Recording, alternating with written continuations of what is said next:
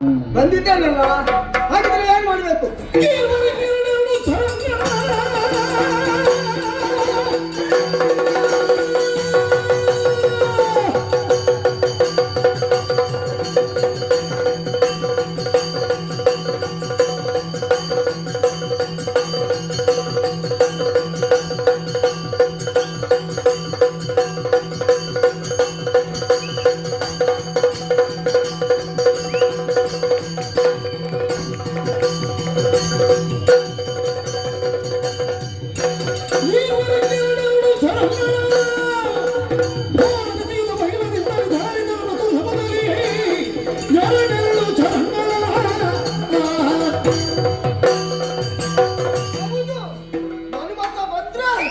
ಕಾರ್ಯಕ್ರಮ ಹಾಳು ಮಾಡ್ತಾನೆ, ಮಾಡದೆ ಬಿಟ್ಟೇನು ಇವ ಇಲ್ಲಿಷ್ಟು ಹಾಳು ಮಾಡಿದ್ದಾನೆ.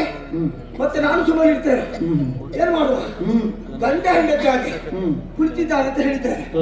ಹೌದು, ಪ್ರಪಂಚದಲ್ಲಿ ಎಲ್ಲ ಇನ್ನು ಮುಂದೆ ಇವರನ್ನು ಗಂಡ ಹೆಂಡತಿಸಲೇ ಗುರುತಿಸಬೇಕು. ಹಾಗೆ ಮಾಡದಿದ್ರೆ ನಾನು ಮನ್ಮಥನಲ್ಲ, ಏನು ಆಲೋಚಿಸಬೇಕಾದ ಅವಶ್ಯಕತೆ ಇಲ್ಲ. ತಂದಿದ್ದೇನೆ 5 ಬಾಣಿ, ಒಂದೊಂದು ಬಿಡುವಲ್ಲ. ಇವರಿಗೆ ಒಂದೊಂದು ಸಾಕಾಗುತ್ತಿಲ್ಲ. ಬೇರೆ ಯಾರಿಗಾದ್ರು ಒಂದು ಬಾಣ ಪ್ರಯೋಗ ಮಾಡಿದ್ರೆ ಪರಿಣಾಮ ಬೀರಿತ್ತು, ಇವರಿಗೆ ಸಾಕಾಗ್ಲಿಕ್ಕೆ. ಹಾಗಿದ್ರೆ ಏನ್ ಮಾಡೋದು? ಈ ವಾರಿಂದ 2 ಏಕಕಾಲದಲ್ಲಿ ಪ್ರಯೋಗಿಸಿದರೆ ಏನಾಗ್ತದೆ?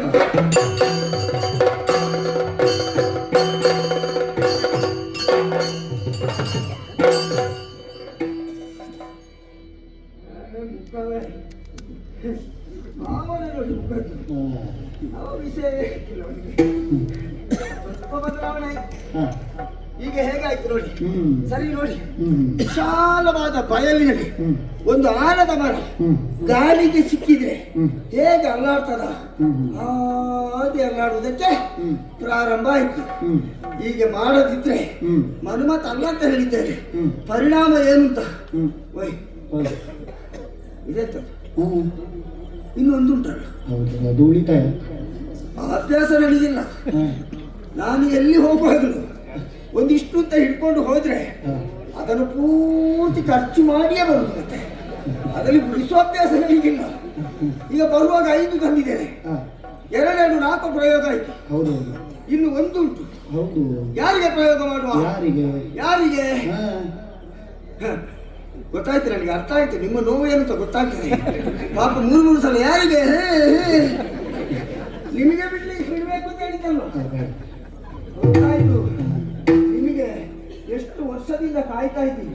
ಪಾಪ ಒಂದು ಮದುವೆ ಆಗಬೇಕು ನೋಡಿ, ಹತ್ತಿರ ನಿಮ್ಮನ್ನು ಅಣಕಿಸಿ ನೋಡಿ, ಅವರಿಗಾಗಿದೆ. ಹೌದಾ? ಈ ವರ್ಷ ಆಗಬೇಕಿದ್ರೆ ನಾನು ಬಾಣ ಬಿಡಬೇಕು. ಬಾಣ ಬಿಟ್ಟರೆ ಬಹುಶಃ ಬಾಣ ನಿಮಗಲ್ಲ, ನಿಮ್ಮ ಅಪ್ಪನಿಗಲ್ಲ. ಈ ಸಲ ನಿಮ್ಮ ಮಾವನಿಗೆ ಬಾಣ ಬಿಟ್ಟರೆ ಹೇಗೆ? ಯಾಕೆ?